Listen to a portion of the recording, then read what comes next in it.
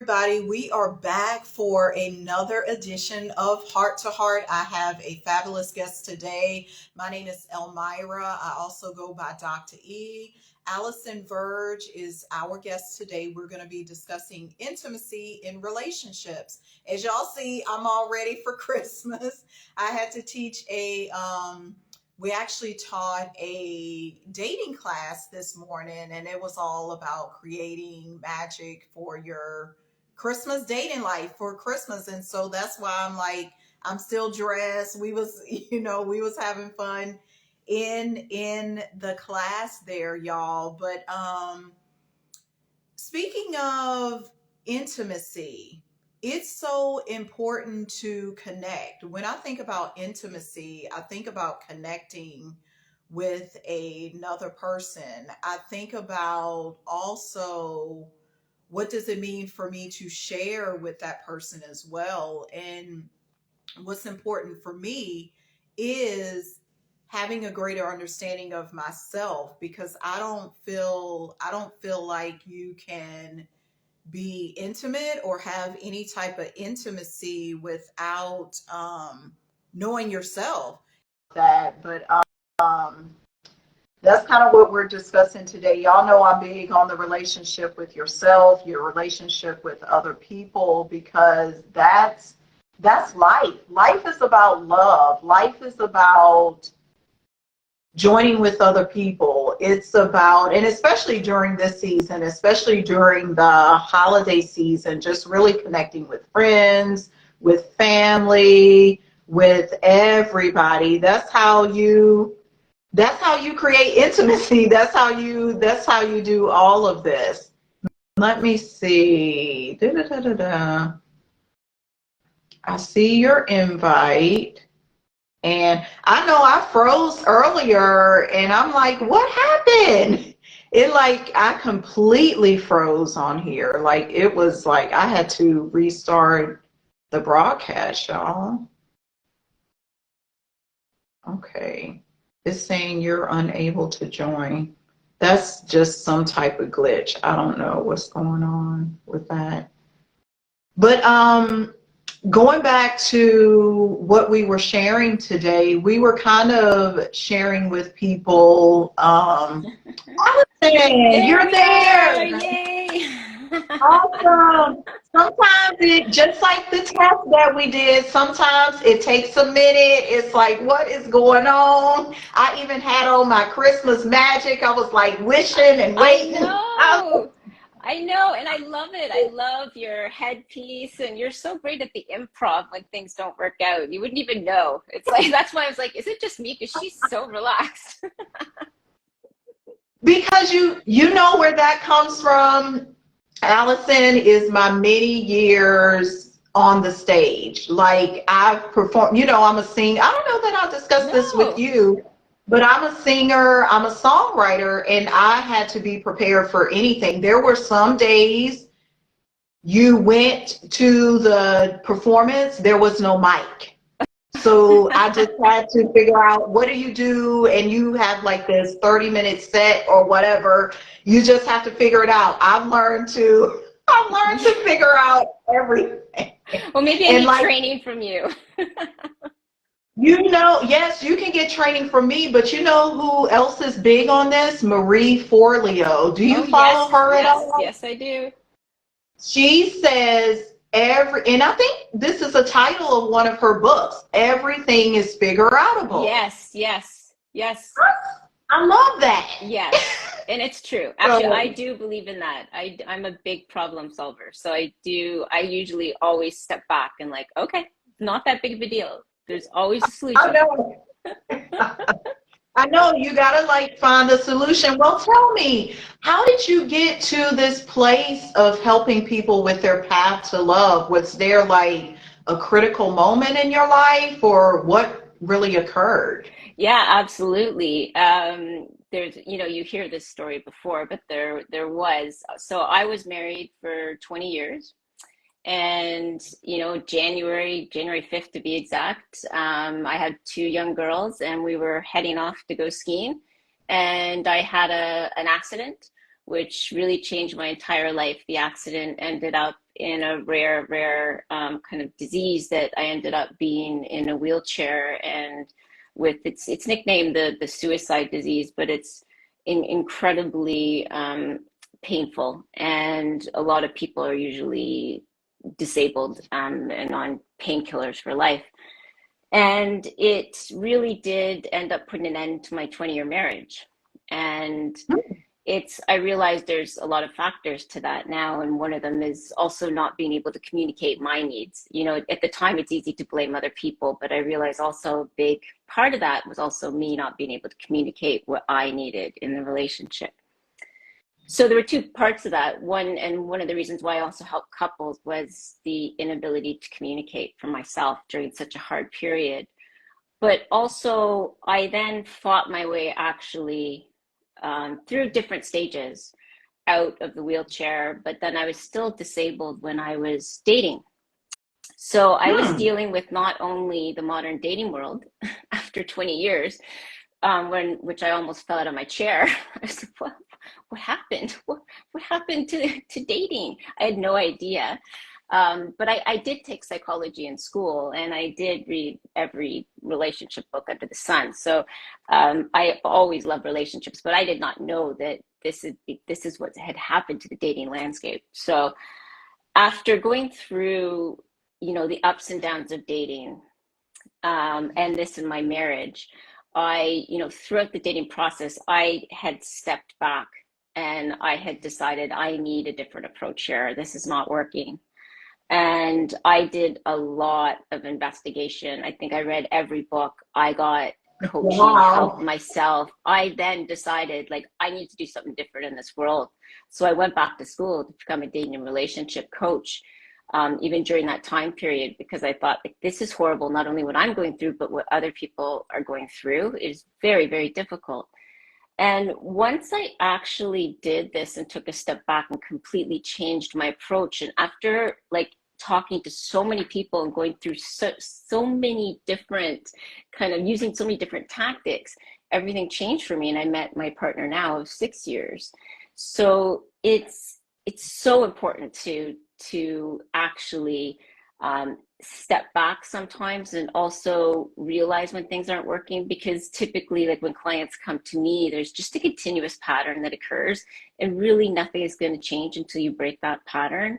And it's really hard not to become negative sometimes when you're out there, especially online dating, and you're really not going to get anywhere that way. So sorry, that's a long answer, but that's really where I became to where I am. It's just sometimes, something good comes out of tragedy. It's just, I can't even imagine not being where I am now. Like, I just love it, and just seeing how I've transformed people's lives is just amazing. And that's so cool, because this goes back to what we were saying, Allison, about solutions. Once you got back on the dating scene after 20 years of marriage and you saw how things were, you didn't break down and say, oh my goodness, this is horrible. You said, how can I fix this? Yeah. You went back and became got some training as a dating and relationship coach. And in turn, now you help other people. So you are definitely a problem solver for sure. What would you say? Because one of the things I love that you said was about communicating your needs. And that was one of the things you saw within yourself and you see within couples. How does that play into intimacy? Because I know you discuss a lot of that with how you help your clients. What's the importance of communicating your needs? Oh, that is so key. And that's one of the biggest problems I have with clients is, often there's a disconnect with, well, somebody not discussing their desires with each other, but also sometimes one person wants more than the other and they're afraid to talk about it, or they've lost interest altogether. And then the couple stops communicating completely about it. And all of a sudden they're in a sexless marriage and years go by. And then it's just this topic that you never discuss, right? And you just, it's all of a sudden too awkward to ever bring up. So I can't stress enough how important it is. Sometimes it is, yeah, it's kind of a little weird sometimes, a little awkward, but I can't stress how important it is to just talk about those little desires. And you can do it in a fun way. There's like I create different exercises and stuff for couples and singles, but there's little, conversation cards that you can just in a light way talk about your little desires. You can introduce some fun little activities into your relationship. Maybe you don't even know what you need, right? But I think it's really important to keep a relationship alive. And so you need to keep exploring new things with each other. And like, I don't like the saying that relationships shouldn't take work. I think you have to constantly nurture a relationship, and that includes intimacy. And that's not just sex. That's closeness. That's like really having some deep conversations. That's looking each other's eyes. That's just holding hands. That's having a romantic dinner, right? But then going beyond that and talking about what is it? How can I help you feel, sexually gratified? How can I make you feel handsome? How can I make you feel beautiful? And every one of us has different needs and desires, and try new things. Now, maybe sex toys are not your thing, and that's totally okay, but some people have never tried them, and there's a lot of things, and not all of them are really kinky. Some of them can be just like little fun things, but they can add some excitement to the bedroom too, whether single or not. So I would invite people to look into those if you're open to as well.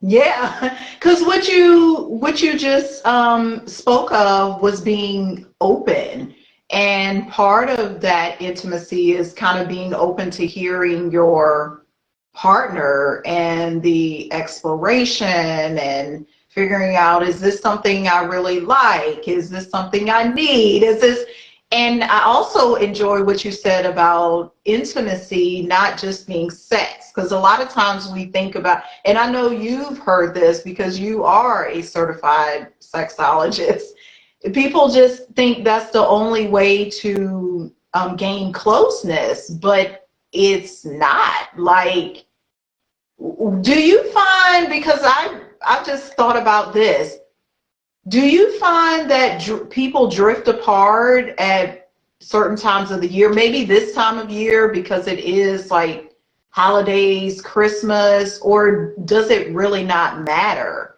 Does certain seasons create more distance? I think it's definitely a stressful time of year because you're so busy. Usually it can be very hard emotionally for a lot of people. People forget that for some people it's so joyous and other people it's very hard, but it also tends to be Mhm. quite stressful because you have to get gifts, you have to plan for family. So stress has a huge impact in the bedroom, right? But it really is, in general, it really is typical, I'm sorry, dependent on the couple itself, because there's different, ebbs and flows, and all relationships go through them. And each individual person goes through their own ebbs and flows, right? You have your ups and downs, which impacts the couple. But that's why it's also important to have, I think, a connection ritual where you meet once a week, or if once a week doesn't work, at least every 2 weeks, where you just sit down and you talk. Mhm. Because if you don't air out the other emotional things in your relationship, it's going to impact the bedroom, right? It's really hard to have a good sex life if there's other stuff going on in your head, right? That's weighing on you. So if you can just communicate and just talk, and maybe there's nothing heavy to talk about that week, but just have a light conversation about your week. Is there anything you want to discuss? If you talk about that, and then that can then open up the possibilities for the bedroom, and any stress can kind of be released, because there are definitely stressful times. But I would say Christmas definitely can be a stressful time. It can also be a very joyous time, but there's definitely other times of the year depending on the person too. That's pretty cool what you brought up about the connection ritual. Because sometimes we just get into I mean, I kind of can get that way sometimes with my boyfriend, like get into a habit of doing the same thing over and over again. But that connection ritual brings you back and say, okay, what do we need to focus? And like you said, it could just be something small, a small conversation, all of that. Yeah, that's really huge. How have you seen that shifts people's life or shift their level of intimacy, just planning out that connection ritual? Oh, It's massive. It's massive because typically we are busy people, right? And we're only getting busier, and we tend to be distracted by so many things, social media, TV, other outside things. Now that we're always rushing kids to activities these days, and so taking that time to just talk to each other and get things off our chest versus sweeping it under the rug. Hey, I did that for years because we started off, I know in my marriage, we started off talking once a week, and then our kids were born, and then it was like, I, I'm tired. Do you want to talk like Wednesday? Yeah, sure, sure. And then Wednesday came along. Oh, you know what? No big deal. Let's just let it go. And then it was like the next week, it was like, oh, I'm tired. You know what? Maybe we'll add it on to next week. And then all of a sudden, everything gets swept under the rug, and it just weighs you down. It's just weighing you down farther and farther. So when you start really talking about these things, and it's not all at once, because that's the problem. If you don't have regular connection, exercise that you do together, all of a sudden, everything comes out at once. It either comes out during an argument and it becomes nasty because you don't realize the hidden anger that you have within you, or it's just coming out in, when you do sit down and talk, all of a sudden you have this list of 20 things, and I don't like this, and I don't like this, and you always do this, and always do that. And it's like, who can handle that? Nobody can handle that when someone's blurting out all those things about you. And then your back's up and you're not even hearing what that person's saying. But when you sit down and you talk about a couple things and it's not an attack, all of a sudden you hear each other. And that's when you can really start building and mending your relationship to be better and better. That's so key, because you don't want to bring it all up at once, because now it's like you've collected all of these like dissatisfactions and Yes. you're just dumping them all on your partner, Yeah. and nobody wants to feel that. Why not, like you said, plan out these, have some type of connection ritual, whether it's we're going to chat on Monday, or we're going to Yeah. do this, and make it a part of your routine, because otherwise it could end up in like this big blowout argument and all of Yeah. this. Yeah. It really can. How important, because you're talking about the connection, you're talking about the how that plays into intimacy. How important do you feel like, I'm actually reading this book now called The Dance of Intimacy. Mm-hmm. And in there, she talks about selfhood. How important do you think selfhood is to intimacy? Because, of course, the couple is connecting. What are they doing on their own that plays into it? What have you found? So are you talking like sexually or just in development wise? Or Just you, in general, oh, it could just in general, the self, because that just came to mind because I'm actively reading this book, oh, and she describes it as selfhood. Like, yes. I would talk about it. Yeah. I like that term actually. That's on my list actually, that book.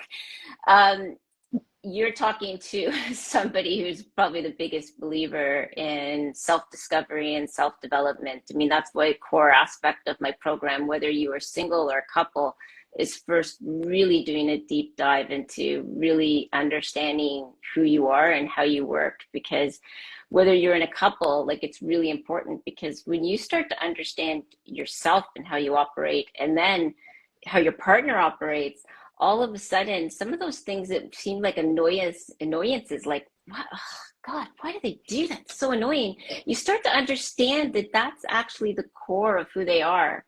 And all of a sudden your mind shifts. It's like, they're not trying to be annoying. That's actually just them. And then I know. but it changes. All of a sudden it's not that annoying. You realize, okay, so how can we compromise, understanding that we both operate differently, but how can we meet in the middle?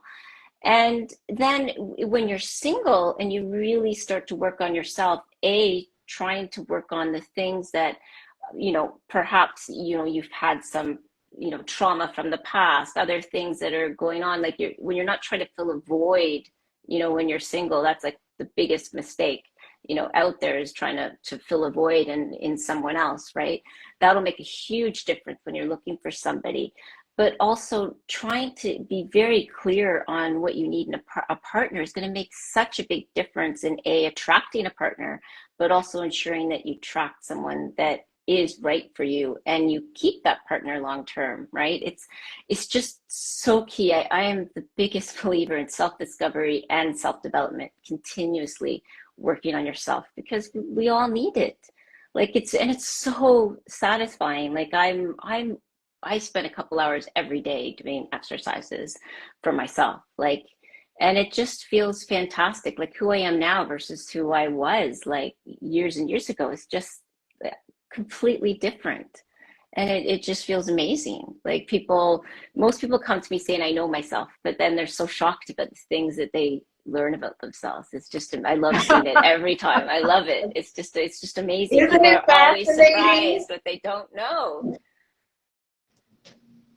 Yeah, because we're forever changing and growing, and it's a beautiful thing. Like you said, you're always on this path of self-discovery. Me too. That's why the name of my business is Self-Care Boss, because it's we have to discover ourselves. And you made me chuckle about the once you know yourself or you know your partner and they spent time, the things don't get annoying, because I've seen that with friends, I've seen that with my boyfriend, whereas once I started to accept, you know what, this is the way he is, or this is the way she is, why am I getting mad about it? Let's figure out a compromise, let's figure out a workaround. Because Yeah. and it worked out so wonderfully after that. It's not me, oh my gosh, why did you forget this every time? I know if I know the person doesn't recall every little detail, that means maybe I need to just remind them and not get frustrated about reminding them. Yes.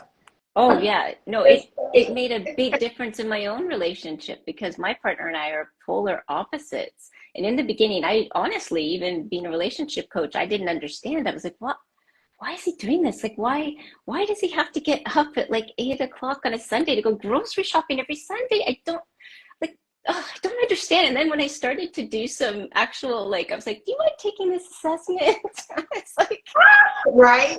and then I was like, oh my gosh, this is actually the way he like needs to function, like scheduling. But then we met in the middle. I'm like, okay, so do you need to do this at like 8 o'clock? And I don't even sleep in, but I'm like, do you need to do this always at this time? And we kind of met in the middle, right? And so he likes the schedule. And so we kind of came to a compromise. But I understood that that is actually how he operates best. And all of a sudden, it didn't bother me anymore. So there were lots of things. I began to understand my mother more and my daughters more. And I was like, wow, this is amazing.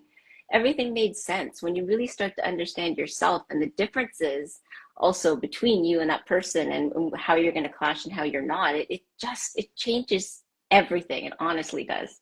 It's so fascinating. I love this stuff. Yeah, it changes everything. And to me, that builds intimacy too, because now you're understanding this critical part about your partner or your friend. You even mentioned your mom and all these other people. You understand them better, so then there's more closeness and not this separation. Because the Yes. separation comes when we're upset or there's resentment or we're like blaming or Yeah. angry at the person because they didn't do this. When Yes. we, like you said about the 8 a.m. Sunday thing, when we have a better understanding about, Yeah. you know what, this is their pattern, this is their personality, this is how they Yeah. operate best, Yes. that can actually bring us closer. Like, And this even can, better, how can I learn? Like, because I've also yeah, realized one step further now, I'm like, how can I learn? Actually, maybe I could use a little more scheduling my routine, or how could I, like, because he's also very fact-based, right? And I'm like, you know what, I could use a little more of that. Like, I'm very emotional based, right? In a lot of my decisions. And now I incorporate both because I think we've had a great impact on each other. So how can you hmm, do that? Like, so instead of thinking of it as a negative, it's like, okay, you know what? Maybe I can learn from him and he can learn from me. So I think I that's a great yes, way. That too, I've seen that with me and my boyfriend too, because I can be, you can tell me you may be similar too. I'm like a dreamer. Like I can be like this high in the sky, I'm floating in the air. This is gonna come true, Santa's Yep. like the tooth, I'm all in the sky. But what happens with him, he'll bring me down to earth because we made like part of our time together is like watching a movie. Whereas before, when I was solo, I would have wanted to do something. I want to do a meditation but like actually watching a movie or doing something more grounded, I love learning that from him because Yeah. he teaches me what's actually going on in the world and not me just all being in the Yeah. sky. Because Yeah. I'm an air sign too, and we need that learning. We need that give and take. We Yes. need that balance. I do have another question for you, especially since, I mean, you're a dating coach. I've been hearing, and matter of fact, this came up in a workshop I taught just today. I'm running into a lot of people where just their whole dating life is non-existent. Like they've kind of either sworn it off, they're scared of it. Have you seen that? And if you have not, what do you think may be causing a non-existent dating life? I would say that's pretty much 100% of my clients. They Oh, well, come to there you me. go. Yes, no, they all come to me saying I'm not dating. I'm not dating at all. I'm done. That's it. But yeah, I mean, they've called me, so they're not entirely done. They want to explore the possibility, but they're done. They all come to me. I'm done with online dating. That's it. I'm forget it. I'm not even sure I want a relationship, but I'm willing to explore it with you. Um, but most of my clients, I would say, are quite they're successful. They're very in other areas of their life, and they're very happy on their own. So they aren't Mhm. trying to fill a void with the relationship, and that's why they're like, I don't know if I really need a relationship or want a relationship. But I wouldn't say that it's not that they want it. I think that's also sort of a protective mechanism, for their heart. It's not that they don't want the relationship. It's just it's been hard to find, so it's just easier to kind of protect themselves and say, I don't know if I really need this or want this, right? Um, I think there's often a lot of factors that contribute to that from childhood. I mean, Mhm. not there's definitely modern times are not easy out there, and that's the big factor of it. Online dating can make anybody after a while become negative. It's not easy, and I always recommend to people, if you're online dating, don't spend more than 15 minutes on it a day. Go on one platform at a time, have a combined approach. If you find yourself feeling negative about it, making comments like, oh God, like there's no good men out there, there's no good women, or men always want this, and but like step back for a while, take a break, because you really are not going to get anywhere, and it's totally understandable. But yeah, it's better to just step back for a while and just take some deep breaths. But typically, someone who's given up on dating, and often there is some contributing factors to that, where they may have focused on a lot of other areas of their life, and there's something going on there that has created some kind of block for them in the relationship. And it's really hard until they do a little bit of work. It's hard to understand what that pattern is and break that pattern. And sometimes they are avoidant of the relationships and they don't realize that. Some of them have sabotaged many relationships without realizing that they've sabotaged some potentially good ones. So there can be, without meeting with them, it's hard to say, but it's just typically Right. when we've done the work, I would say all of those clients, when we've done the work, we've realized the pattern and we've broken the pattern, and then they've gone on to happily find relationships after, happily discover that they want a relationship. And often they discover other things in their life. That's the benefit. They also realize other things they want in their life that they never realized they wanted before. There's kind of a ripple effect.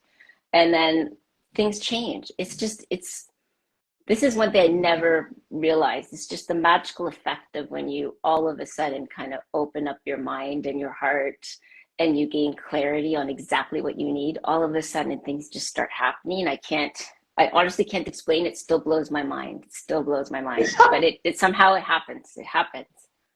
It happened to me. I mean, It's the it love just, effect. it is. It's just crazy. It It's like the possibilities open up. Like you said, if one you've seen those clients go from kind of saying, I don't want this, even though there may be some type of protective mechanism in place, to being like, you know what, I actually want I do want a relationship. And then them also the ripple effect, watching other areas of their life shift and grow too. To me, that's the beautiful Yeah. thing, Yeah. because dating, love, relationships, intimacy, all of this stuff plays such a role in every area of our life, like our family, our career, our even our self-discovery. We talked about that Yeah. already too. Yeah. It's like it's such a pivotal piece. Like Yeah. you can't ignore it. So as we close out, Allison, how can people get in touch with you? And do you have anything specifically coming up? Because I know you have a course, you have all of these great things. What's the best way for people to connect with you? Well, I'm going to be coming out too with an app soon that's going to hold everything that's all my digital products and my, my coaching. They can, that I'm going to be launching a podcast soon will be available through there. But in the meantime, because I have some VIP days that are going to come out, for separate ones for singles and separate ones for couples, where I will sit with you like dedicated for 4 hours to really kind of quickly dive in. Like there's going to be kind of a love life reboot for singles, and one, rejuvenate one for couples. The best thing to do, honestly, instead of having to go through all the information now, would be to have a free consult with me, and I'll spend even extra time with people on here on your show. So if you go to Path to Love, so PATH number 2 love.com / consultation, and you'll see the book now in the top right corner of my website. Anyway, you can book a free consultation with me and we can talk about it, and even talk maybe even Yeah, about something so else. So, but those are what I'm working on right now, but I usually customize my programs for my clients too, depending on their needs. that's perfect with the customization. Well, y'all heard it right here on Heart to Heart. To get in touch with Allison, go to her website, Path to Love is the number 2.com / consultation, because you'll want to schedule a consultation with her. She does customized plans, has the VIP days coming up, got the podcast coming up, got the app coming up. So many wonderful things, because that's what's so beautiful, Allison, is you're helping singles and couples discover more about themselves, become better with their level of intimacy. And it's so needed. Like, love is needed. Like, that's all Yes, I got to yes, say. We absolutely. just need, and that's why your business is called Path to Love. Any final words as we close out? Well, it's 2024 is coming up, so now is the time to, start really focusing on your love life. If you kind of put that to the side, I encourage you to really, think about your goals for your relationships in 2024, because you can always change things around. Don't feel like there's no hope. And even if you are single and you have some other kind of setback, trust me, there's hope. I just want you to believe in that. And I want to thank you so much for having me on here. It's been a lot of fun. Well, good, good, good, good.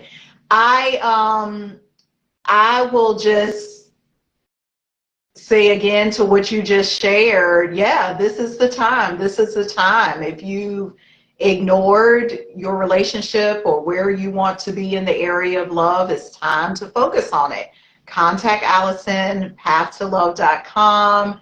This has been another edition of Heart to Heart. Until next time, everybody, y'all have a splendid and a wonderful day, okay? Bye.